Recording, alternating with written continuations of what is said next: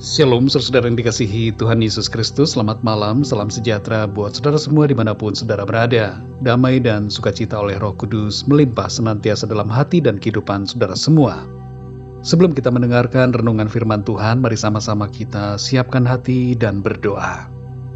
Kami datang di hadirat-Mu ya Bapa, dengan syukur dan terima kasih kepadamu, karena kemurahan-Mu dan kebaikan-Mu yang Tuhan sudah limpahkan kepada kami di sepanjang hari ini.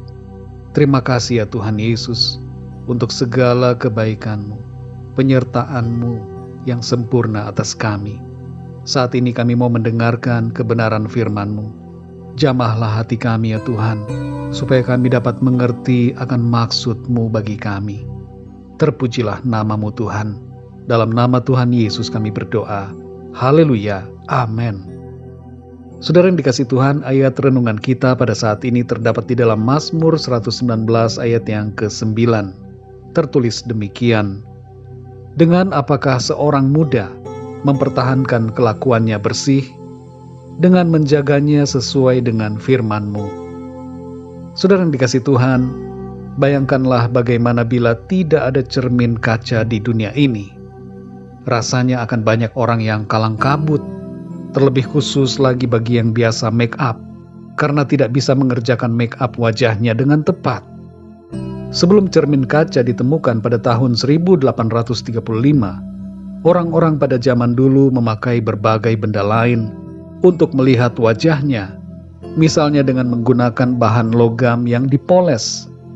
Meskipun hanya sekitar 20% saja, refleksi wajahnya dapat dilihat dengan jelas. Sebagian lainnya memakai air di kolam atau di wadah untuk melihat bagaimana rupa mukanya. Ketika cermin pertama kali ditemukan, harganya masih sangat mahal dan hanya orang-orang kaya yang mampu untuk membelinya. Tapi sekarang, rasanya kita tidak lagi ada masalah dengan kepemilikan cermin. Bahkan kita tidak lagi sadar akan pentingnya cermin, padahal kita membutuhkannya setiap hari untuk melihat gambaran penampilan kita. Saudara yang dikasih Tuhan, bagaikan sebuah cermin, Alkitab memberikan kepada kita apa yang kita butuhkan untuk melihat refleksi diri kita dari sudut pandang Allah. Sebuah refleksi yang benar. Perlu kita ketahui, ada beberapa jenis cermin di dunia ini. Ada cermin cekung, cermin cembung, atau cermin-cermin lainnya yang tidak merefleksikan secara benar mengenai diri kita. Kita semua pasti mau melihat refleksi diri kita dari cermin yang benar. Dan Alkitab adalah cermin yang benar, yang menyatakan tentang bagaimana diri kita sebenarnya.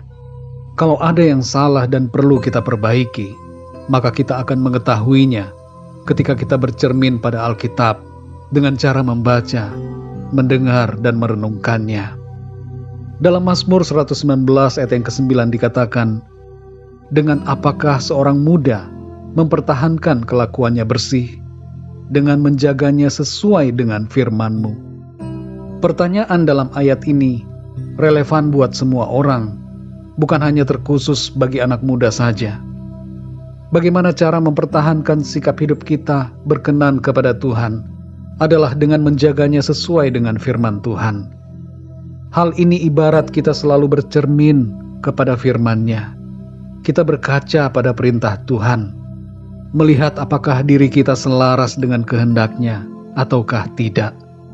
Tentunya saudara, tindakan menjaga ini bukan lahir dari keterpaksaan, tapi lahir dari hati yang mengasihi Tuhan, yang dikerjakan oleh kasih karunia Tuhan atas kita.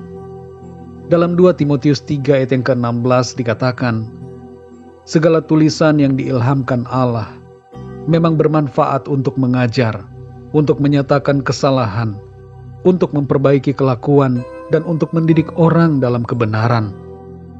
Alkitab merupakan firman Tuhan yang menjadi cermin yang kita perlukan supaya hidup kita indah dalam pandangan Tuhan. Saudara yang dikasih Tuhan, berapa kali kita bercermin setiap hari untuk memastikan keadaan penampilan diri kita?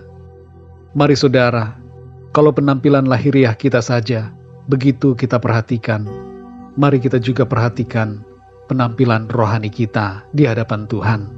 Bercerminlah selalu pada firman Tuhan, supaya hidup kita semakin disempurnakan sesuai dengan kehendak Tuhan. Mari kita berdoa, saudara. Bapa kami yang di sorga, Bapa di dalam nama Tuhan Yesus Kristus, terima kasih kami mengucap syukur untuk firman-Mu ya Tuhan, yang mengajarkan kepada kami, supaya kami menjaga sikap hidup kami seturut dengan firman-Mu. Kami menyadari ya Tuhan, kami butuh firman-Mu, supaya kami semakin disempurnakan, menjadi semakin serupa dengan Engkau, dibentuk sesuai dengan rencana-Mu. Tolonglah kami ya Tuhan, supaya kami senantiasa dimampukan Tuhan untuk hidup dalam kasih karunia-Mu, menjaga hidup kami senantiasa benar di hadapan-Mu. Kuatkan kami ya Roh Kudus, di tengah-tengah situasi zaman yang terus berubah, di mana ada begitu banyak tantangan dan godaan. Tolong kami, supaya kami tetap berpegang kepada firman-Mu, menjaga hidup kami selaras dengan kehendak Tuhan. Terpujilah nama-Mu ya Bapa. Berikan kami tidur yang nyenyak di malam ini, dan bangunkan kami kembali besok pagi dengan kekuatan yang baru, dan tubuh yang sehat diberkati Tuhan, untuk kami pakai memuliakan nama Tuhan dalam segala aktivitas kami. Kami berdoa untuk setiap dari kami yang sedang mengalami masalah dan pergumulan, sakit penyakit, dan segala persoalan lainnya. Kami mohon campur tangan Tuhan, intervensi kuasa-Mu ya Tuhan, untuk memulihkan, memberikan jalan keluar, menyatakan mujizat-Mu Tuhan, memberikan kesembuhan, kekuatan, dan kelepasan bagi setiap kami. Terima kasih ya Tuhan, kami percaya Engkau mendengar dan menjawab setiap permohonan doa kami. Bahkan Engkau menjawab lebih daripada apa yang kami doakan. Terima kasih ya Tuhan. Kami percaya berkat dan damai sejahtera, kasih karunia Tuhan senantiasa berlimpah dalam hidup kami. Terpujilah nama-Mu ya Bapa. Dalam nama Tuhan Yesus Kristus, Tuhan dan Juru Selamat kami berdoa dan mengucap syukur. Haleluya. Amin. Puji Tuhan, saudara yang dikasihi Tuhan, saya percaya firman Tuhan menjadi berkat dan kekuatan buat saudara semua. Dan Roh Kudus akan menolong saudara untuk lebih lagi memahami kebenaran firman Tuhan. Tuhan Yesus memberkati saudara semua. Selamat malam, selamat beristirahat, dan sampai jumpa dalam renungan yang berikutnya. Haleluya.